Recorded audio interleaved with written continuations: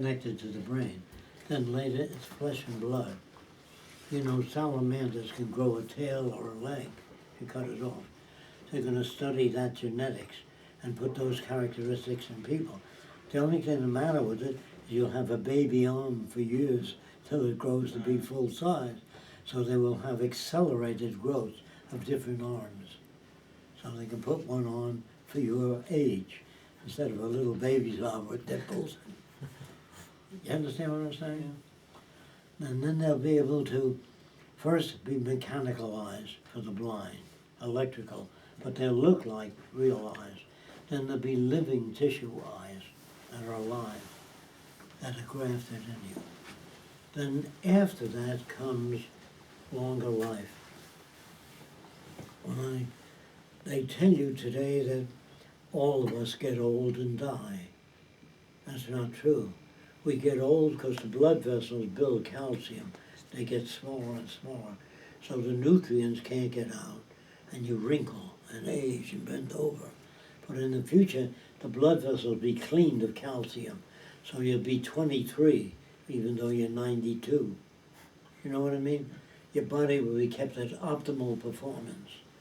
Now, I wouldn't know whether people would want to live more than 170 years.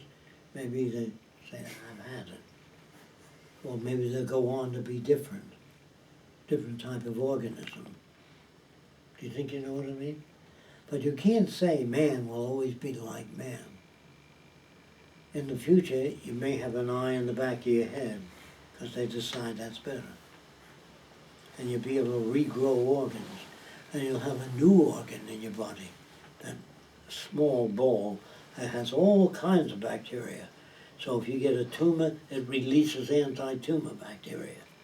You'll have a gland designed to adjust to oncoming invasions. Do you understand what I'm saying? Or do you have difficulty with that? That's where man's go. He doesn't stop it and he says, now we have it. You're always learning. And then they'll change the human body. They'll change it to update it. So you can't get sand in your eyes and you can't get a tumor. You understand? That's where it's going. Now, once man is on that road, he may be blocked if we get into nuclear war and kill each other. That's the end of man. If he gets into nuclear war, he's stupid beyond description. I know that in time we'll solve all these problems. You have to convince the other nations that in time we'll have an abundance and make things available to people. We may not know how to do it right away, but everybody almost has a cell phone. Who would believe that almost everybody could have an automobile? Only the kings, they figured, would have a coach. So in the future, with new technology, everybody can have everything. But if you think that's going to never happen, in your head, that's where you're at. See, I have no limits. I don't believe humans have any limits of what they can do. But they also might kill each other before we get there. That's why you have to talk to people. Otherwise, I know we'll destroy the earth. We are destroying it now. I hope we got enough there. Wonderful. To make some kind of film. Yes, I am. And just tell people that this film doesn't answer all questions. It just says that according to recorded history, boats, all of them have changed all the way up to this day. And we tend to think now we have it. We don't yet. It's just the beginning. Then the world learns to live together in peace. That's the beginning of the scientific age. From then on, it'll be vast innovation, far beyond anything people can imagine. So the future is promising, or hell. We can build hell or heaven on earth, better than any heaven ever described. Because man has the potential to make things far beyond the best. And that's what I'd like to end the note on. The future will be fantastic, beyond imagination. We'll attain everything that the Bible ever talked about, and far beyond that. We'll surpass the concepts of God, because the concepts of God are limited by man's imagination. The future will be able to not only that, but I want to give you one description of the future, which you should get on tape. And that is, I'll do it slowly. I said Frank Sinatra may be dead 20 years or more, right? He still sings on television, right? But his image is small. In the future, they'll make him full size. So Frank Sinatra gets up and sings. But your hand goes through him. Then they make teletactile, that's the next invention, where you can shake hands with Frank Sinatra. Then they make many Frank Sinatras, so as many as you want. Now, this is more difficult to understand. If I photograph you while you're alive, getting up, sitting down, turning around, then later I can make a movie of you in any position if I photograph every position. Then the next thing, full size. So say you're run over by a Mack truck and your wife is a widow now. We then take your image, bring it back into the house, and you sit with your wife and talk to her. And you can go for a walk holding hands with her, even though you died 10 years ago. I'm not talking about spiritual. I'm talking about generated images. The trouble with Frank Sinatra and Einstein is you never photographed him in all positions. And you never photographed Einstein talking to him. What do you think of this? What do you think of that? How do you think the future will be? So in the future, there'll be an area in Einstein's brain where he says, what's new?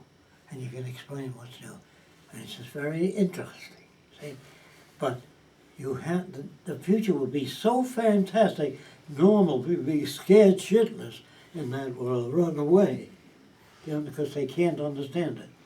Now, if you played the voice, say, 400 years ago, of a guy talking who died 3 years ago, people would run away from that Victrola, or they'll burn you alive as a witch.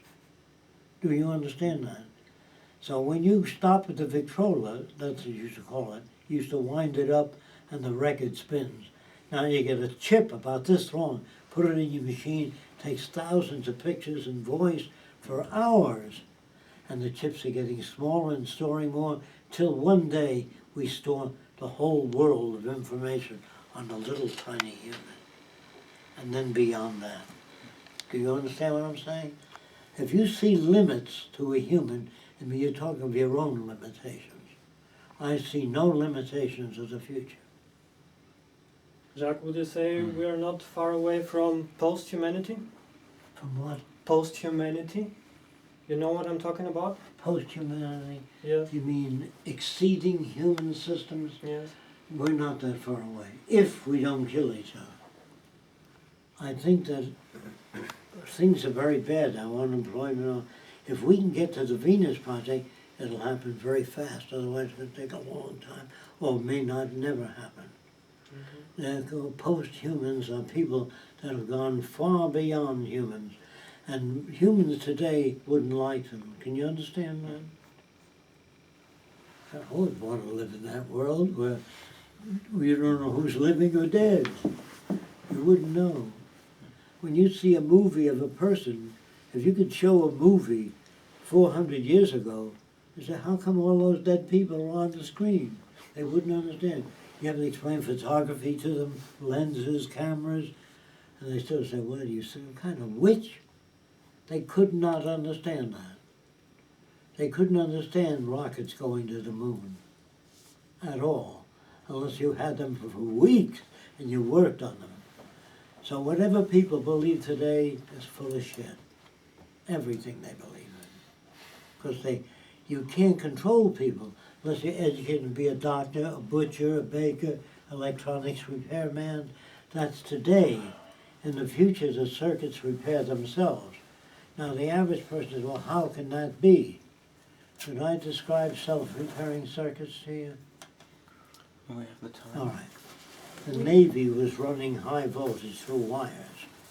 This is many years ago. And the voltage was so high that little whiskers grew out of the wires. Those whiskers were, when electrons moved through the wire, they pushed electrons in the wire out at an angle. If you turn off the electric current, the electrons jump back into the wire and make a light flash even though there's no electricity in the wire. It's called back electromotive force. That means those wires that were pushed out, the little thin hairs, were then shaved off and they made a wire of it facing each other like that. So while the electronic equipment was operating, they cut the wire and it grew back together again. Instead of the hairs growing out, they grew back, called self-healing circuits. You understand what I'm saying? So in the future, when your circuit fails, it grows back together again, because it's made of electrons turned in this direction. That goes for your transistors, resistors, all that will be self-healing. Same with your automobiles, self-repairing eventually. Or how does a car know to repair itself? How do you know? You don't have to instruct your body when you get a cut, you have to repair yourself. It heals automatically. In the future, all technology will be self-repairing. And people can't picture that at all. Got to be somebody over there putting that car together. Well, if you go to a modern electronics plant, you would be surprised. Their fingers will come down and solder 500 joints at a time, like that. You don't have to solder all those joints. So the future, again, will not be within the range of the average person's conversation. More people in the future will be concerned with their future, not today. This is it. We live in a nice house, that's it. I want a house, 2 kids, and a car. That's all bullshit. You don't want a car. You want to be able to appear at the art center. You don't want to have to drive there. So in the future, you'll be able to appear any place you want to be. You get in the vehicle with a horse and you whip him, and the horse takes you there. Then the car that tells you where you're at by satellite. I think you may have that in your car. But what comes after that, you dial where you want to go, and the car takes you there. Then when you get out, the car goes to repair and has itself checked out. Then it comes back and waits for you. Then you say to your car, can you come back Saturday? What time? Do you understand what I'm saying? Okay. Now, is there anybody who wants any question about the future, how that'll be done? I did describe if you stick your finger in the cold water. Were you there? Mm-hmm. The nerve endings send a signal to the brain. If you know what that signal is, if you know how many cycles per second, and you play that, you can play hot water into your finger, or cold water, or taste into your tongue. You can make anything taste like anything if you know what the signal is from the nerves in the tongue to the brain. So the future will not be something that normal people would like to see. They're not prepared to. But you guys will be able to watch your television change and you'll see these things coming in, but other people will be scratching their head. You'll have to explain what's happening. That there is no final frontiers. I hope you can remember that. No best gun, no best anything. Always changing. That goes for the human body too.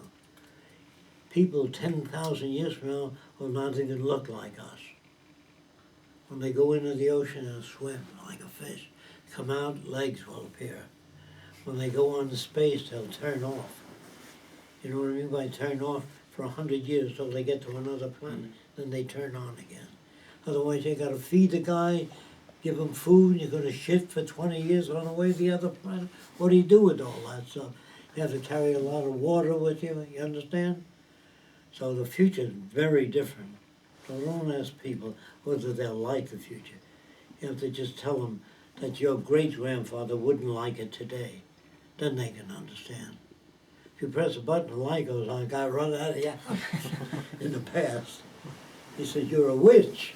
How can you make a light go? There are things today you put your hand in front of them, the light goes on. You don't need to press a button. Did you ever see that?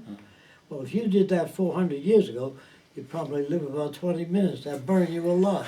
Do you understand that? So don't ask people whether they like the future. Tell them little by little, as much as they can understand. That ought to give you enough shit to scare the hell out of you. And I'm not in touch with infinite wisdom. You can extrapolate the future yourself, take it from there. Whatever man can think of, he can do. if he studies the laws of nature, not the Bible. The Bible doesn't tell you how to do anything. Neither did Jesus. Okay, guys. Thank you. What time do we have to go to the airport? 10 minutes. We have to go check out now. Okay.